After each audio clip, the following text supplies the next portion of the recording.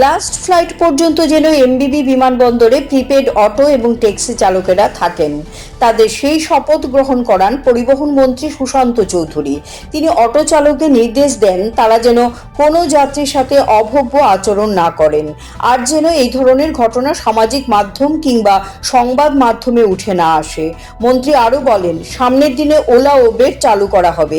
দেশে সমস্ত বিমানবন্দরে থাকলে এমবিবি বিমানবন্দরে কেন থাকবে না?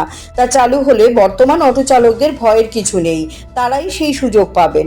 পরিবহন মন্ত্রী সুশান্ত চৌধুরী বিমানবন্দরের প্রিপেড অটো চালকদের উদ্দেশ্যে এই কথাগুলো বলেন। বুধবার এমবিবি বিমানবন্দরে এক অনুষ্ঠানের মধ্য দিয়ে প্রিপেড ট্যাক্সি কাউন্টার এবং প্রিপেড ট্যাক্সি ও অটো চালকদের মধ্যে ইউনিফর্ম বিতরণ করা হয়। অনুষ্ঠানে বক্তব্য রাখতে গিয়ে মন্ত্রী আরও বলেন, সবাইকে নিয়েই উন্নয়ন করতে হবে, রাজ্যের উন্নয়নের ভাগিদার তারাও। প্রতি বছর দুর্গাপুজোর সময় পরিবহন দপ্তর থেকে প্রিপেড অটো চালকদের ইউনিফর্ম দেওয়া হবে বলে প্রতিশ্রুতি দেন পরিবহন মন্ত্রী। CRI TV, channel for news and entertainment.